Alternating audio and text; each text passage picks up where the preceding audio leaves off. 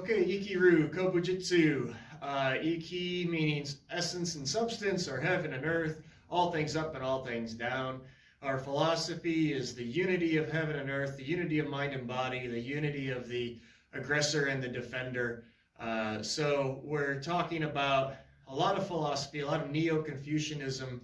Does I ride ki or does ki ride I, meaning is essence in charge of substance? Which came first, chicken or the egg sort of thing. So there's a lot of old traditional Neo-Confucianism thought in our philosophy. Our physical theory is also the same mindset as our philosophy. How we achieve our physical theory, though, tends to show up in kata and in ippon kumite, and you'll see a lot of hip snap, a lot of pullback, a lot of traditional karate. One of the things is that we ground ourselves. We unify everything up and everything down through meditation. We ground ourselves in our stances. You'll see the T stance in our second kata. That's demonstrating that being the lightning rod or the tree that roots in the ground but extends to the heavens. So lots of philosophy. Our meditation is zazen from this position. We do the two claps and the two waves, kind of clearing the air, so to speak. Traditionally, it's getting rid of evil spirits. We do our standing meditation with the traditional Joyin Mudra, which is a position, posture. Mudra means for meditation. From here, we go up to a sun salutation, down to a Buddha palm, no, to a Shaolin fist, to a Buddha palm, and then the same two claps, same two waves. And then we have a breathing exercise. It looks something like this. We come out into Kibadachi with two knife hand positions. We do tension breathing out to here. We do upset finger spears to bring our energy forward.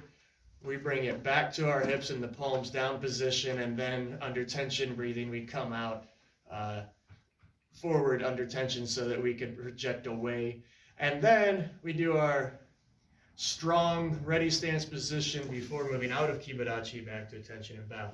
Again, we're grounding, we're summoning power, we're clearing our mind, unifying mind and body into one purpose. We're forgetting the things before our workout so we can focus on the things during our workout. That's all traditional Okinawan ways of training. And at the end of class, you do the same thing to put away what we were working on and re-enter life. So those are some of the traditions we're keeping and some of the ways they relate to our philosophy and our physical theory. I-ki Ryu has a lot of very strong stances. Our Kukutsadachi is very low, and we tell the kids, or the adults too, whoever's studying, that it's monkey toes. We're grabbing the ground, we're earth-oriented here, and we say we're like an oak tree with the roots very deep in the ground. So we're grounding ourselves. That's part of the heaven and earth. We use our closed fists. It's a very strong and low positioning for our movements, for our guard block, our stances. And then as we move out of that, we keep everything bent and strong. We don't teeter up high like you might see in a taekwondo type style. And then when we kick, we try to kick no higher than our waist most of the time, like so, and back. And so we're staying grounded throughout our movements. So there's none of this quick, this sort of thing. It's low, bam, kick hard, and come back. So that's how all of the different things are done. Our side kick, yokogeri, is done that way. From the back leg, same thing, but you just keep the base leg nice and strong. Bent a little bit, stay grounded. Mawashi, same thing. And then as you start doing the higher kicks, if you want to do crescent kicks like for blocking, for striking the head, we still do the same grounding. You can see how I'm staying bent, do my kick, but I'm earth-oriented, no matter what kick I'm doing. Here, inside out, still earth-oriented. Our Zenkutsudachi, we do a lot of our technique as Zenkutsudachi, even in our self-defense. You'll see this kind of strong movements. So again, grounded, traditional stances, what some people call a strong bow stance. Back leg straight. Everything forward as though we were a spear, like a picket line, defending against an attack. So forward Zenkutsudachi, grounded to the ground. So that's our back stance and our forward stance, but we also have my Migi, in this case, and my Hidari Jigotai. And the reason we use these stances is so that we can stay, we're still grounded, but we can stay narrow and switch 180 degrees for our technique. So what you'll actually see is during warm-ups, we'll use my Hidari and my Migi Jigotai to practice simple things like Uchi-Uke, for example. Fold when we're in a high Kibarachi and deliver the block in our my Migi and my Hidari Jigotai. So this is a traditional way of looking at your blocking and counter striking. I-ki Ryu covers the basic Kobudo weapons. So we tend to start people empty hand, and then from, yeah, if you'll change clothes and help me, that'd be great. From empty hand we go to kama, and so a lot of the same things. So here's my Migi with my Gedan Barai, and then when I fold, I can block like so. I can do two weapons at the same time, do the same drill. Then my age. So you can see how the weapon just becomes a part of what we do. Middle block, same thing. So there's my Soto Uke with the weapon. And we just go through all the weapons and do essentially the same thing. Tonfa. So we just say I'm going to do Zenkutsudachi, Gedan Barai, and Gyakusuki. So there's your reverse punch. And then each of the weapons, moving quickly, has their own unique assets. So we'll use those assets. So when we strike, I might trap, pull back, strike, and then strike. So now I've done a rib shot, double the person over, strike to the back of the head. That's how you'll see it used in the one steps, is just those different variations. Learning to invert the weapon, striking in different ways, also grappling in certain ways, which comes into play a lot more later, but trapping to do your strikes, that sort of thing. One of the things the kids are told about the weapons is that every one of these has a good application against sword, because the Okinawans use them against Japanese swords. So for example, the kama can catch the sword, redirect it. The tonfa, besides blocking the forearm, it also can catch the sword and redirect it. The sai, also blocking the forearm, but it can catch the sword and redirect it. Ninchaku can block the forearm, can catch the sword and redirect it. And the staff, besides the obvious first level blocking applications, it can reach out in what we call a J-hook, and it can cover at a distance because it's longer than the 3-foot sword. So it also can redirect the sword to the ground. So those are some of the aspects that we teach the kids about the weapons. And then of course they change grips and they do different things for their blocking, counter, and eventually for grappling, and then in the highest levels for projection throwing. So as she comes, I'll do some sort of traditional empty hands. So she punches, and I might block, counter, pull back, and second counter punch. So the kids will start off doing something like that. And then as they get higher rank, go ahead, drop back. Yeah, good, go ahead. They might add in something. So as they do this, they'll add in the arm bar. Or they might add in a kick, boom, and an arm bar, something along those lines. And then, same thing. We'll go to, go ahead. Boom, counter strike, do a joint manipulation, take out a knee, drive to the floor, and now we have a full takedown. Okay, so those sorts of applications. Then we just pick up a weapon.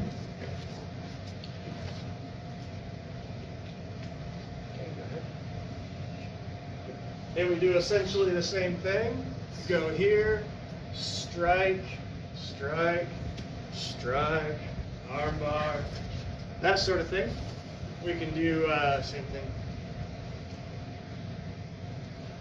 Boom, boom. I can strike, pass it here, hook, and now I've used the weapon for a little bit of grappling. Apply it to the arm bar. I can take out the knee with a side kick like I did before and drag out. And now I've used the weapon to do very similar techniques.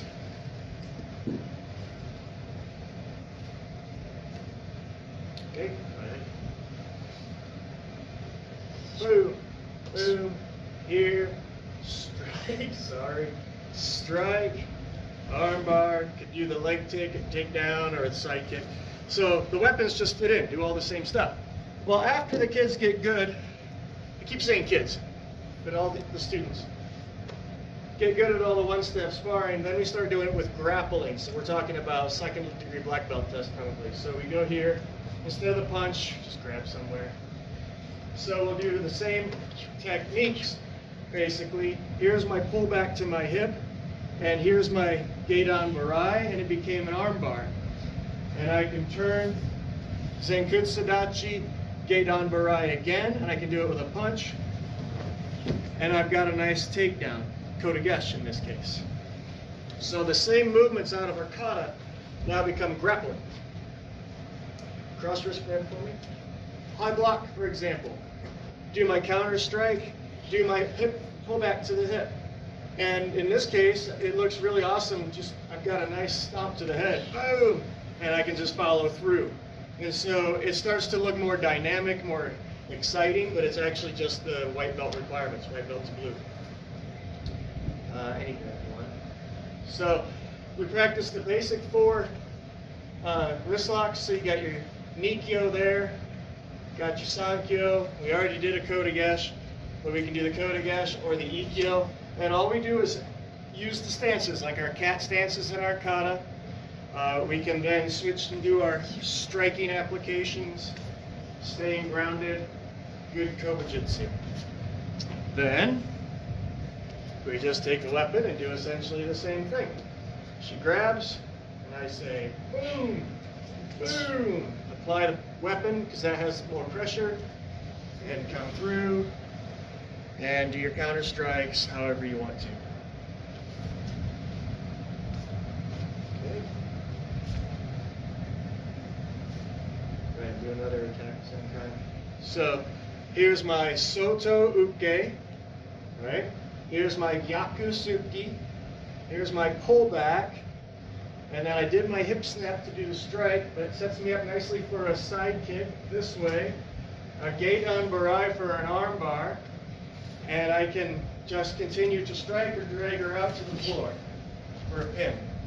And you can use the application of the weapon however you like. Here I've got a nice hook of the ankle. So the kids learn all the different ways of flipping the weapon around and finding different ways to attack different areas of the body.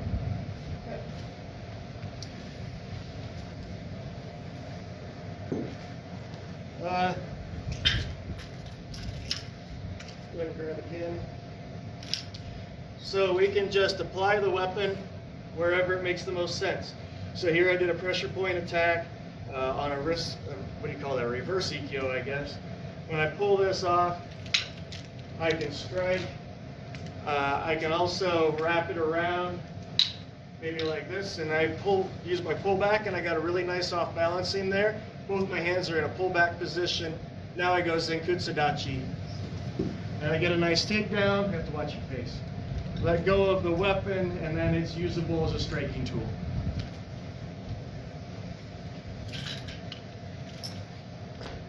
Thanks. Okay. So here's my Soto. Here's my hip snap Gyaku. Here's my Gedan Barai. Here's my Yoko Geri. And then I just drag her out, and I can continue using the weapon as a striking weapon, or I can use it as a, what do you call it, as a grappling weapon.